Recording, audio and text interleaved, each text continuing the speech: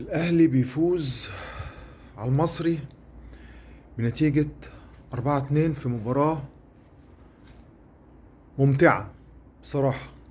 ممتعة ومقرفة، يعني ممتعة ومقرفة.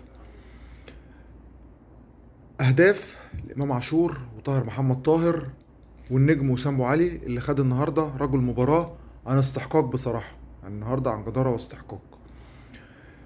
آه السؤال اللي بسأله، يعني السؤال اللي بسأله أنا سألته في الفيديو اللي فات.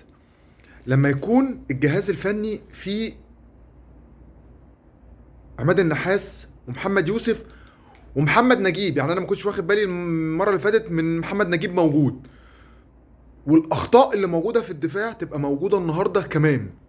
يعني انا نفسي افهم الكره بتاعت الجون الاولاني ديت ياسر، يعني ياسر ابراهيم بص وشاف ان في مدافع جاي وراه، فانت قدمت ليه يا ياسر؟ دي حاجه، يعني انت قدمت ماشي خلاص قدمت، انت سبت الكره تنط قدامك وانت عارف ان في مدافع جاي وراك.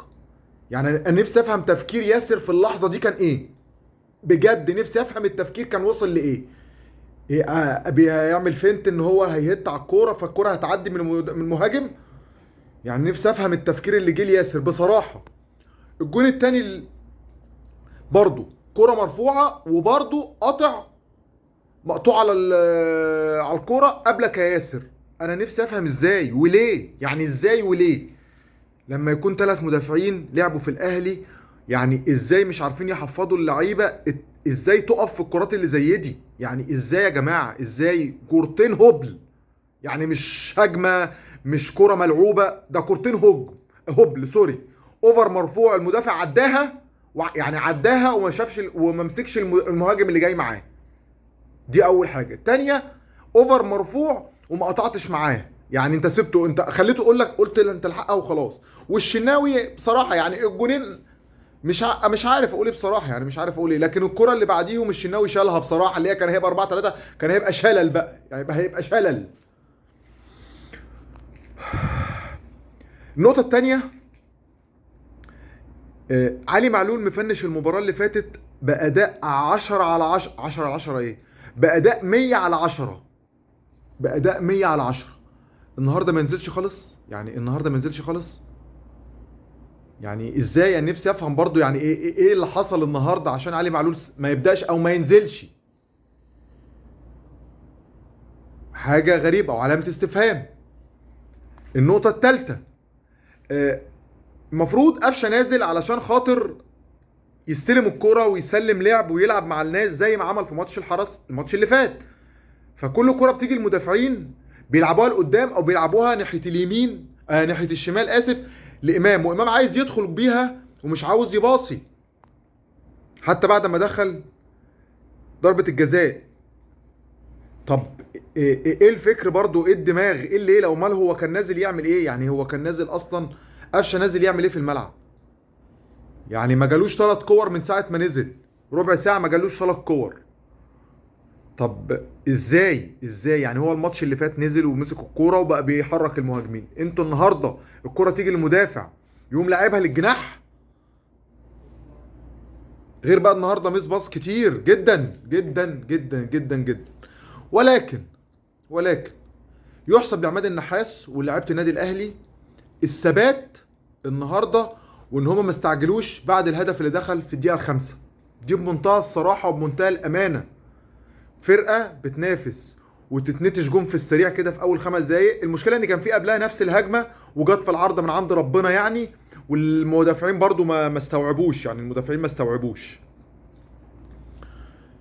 فدي تحسب لعماد النحاس بصراحه بامانه، ان هو ما استعجلش واللعيبه ما استربعتش، لا مسكت كوره وهجمت وراحت، وربنا كرمها بجون التعادل والهدف الثاني. والهدف الثاني اللي اتلغى، اللي نفسي افهم السبب بتاعه. المعلق النهارده بيقول عشان المدافع ما شاطش الكوره بارتياحيه.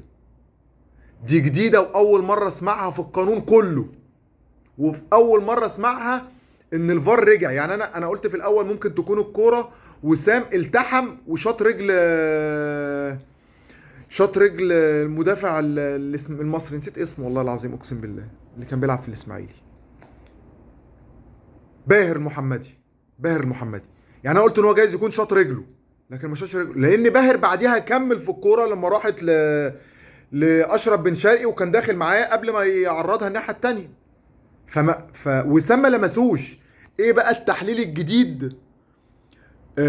المدافع ما شاطش الكرة بارتياحية.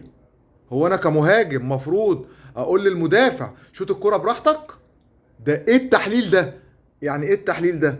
شفنا في اوروبا دلوقتي ان الحكم بيتكلم بيقول هو لغى الكرة ليه او حسبها ليه مع وجود الفار والسماعات موجودة. طب ليه احنا ما فهمناش؟ انا نفسي افهم بس الكرة دي اتحسبت في ايه؟ يعني ما فيش التحام، وسام ما شاطش رجل باهر، و... والكرة اتكملت عادي بعديها. الفاول ده على ايه؟ على ايه؟ ومحدش يقول لي اوفسايد. الكرة مش اوفسايد، الكرة مش اوفسايد، بدليل ان ما جابوهوش عشان يقول اوفسايد. يعني الكرة لو اوفسايد على وسام ان هو تلاحم وهو كان متسلل، ما كانش الفار استدعى الغندور اصلا. لكن انت استدعيته عشان انت شايف ان دي فاول. فاول في ايه؟ فاول من غير التحام، الاتنين رافعين رجليهم والكرة في الهواء، ووسام ما شاطش رجل باهر، باهر لعب الكوره. فايه موضوع ان المدافع ما لعبش الكوره بارتياحيه دي؟ والمعلق مصمم ان هو قالها مرتين، يعني عشان يحلل قالها مرتين.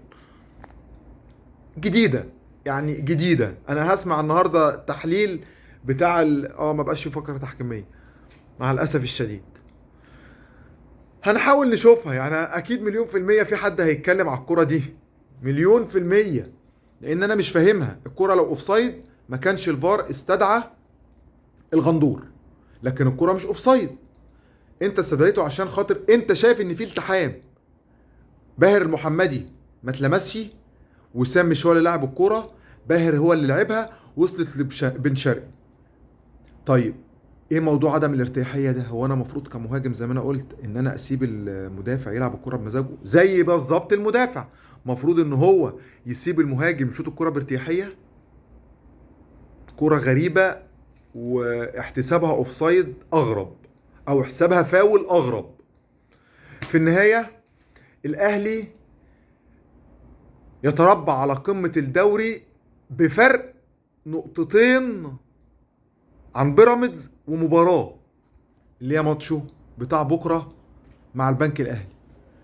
وان شاء الله بعون الله خير، ان شاء الله بعون الله خير. الف مبروك الاهلي وجماهيره. وعاتب على جماهير الاهلي، وبرضه عتبت عليها في الفيديو اللي فات.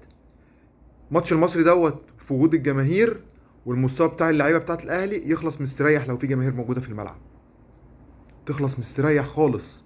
ولكن عشان خاطر وجود جماهير اهلاويه في المدرجات غير واعيه وغير فاهمه ايه هي دورها في المدرجات، فرقتك غالبه تشتم ليه او تسب ليه؟ احنا برضو ما نعرفش، انا ما اعرفش لغايه دلوقتي هم اتوقفوا عشان سبوا ايه، يعني ايه السبب؟ حتى ما فيش الكاميرات اللي كانت بتيجي وبتجيب الجماهير الاهلي وهي بتشتم دي، ما جاتش الماتش اللي فات برضو، يعني ما جاتش، اللي هي الحاجات اللي كانت بتنزل على الفيسبوك او التيك توك او على اي منصه من منصات التواصل، ما جابتش ايه اللي حصل بصراحه. ولكن درس، وربنا يستر في الماتش الجاي علشان سيراميكا وعلشان علي ماهر. فرقة غلسة، وعلي ماهر مدرب كويس.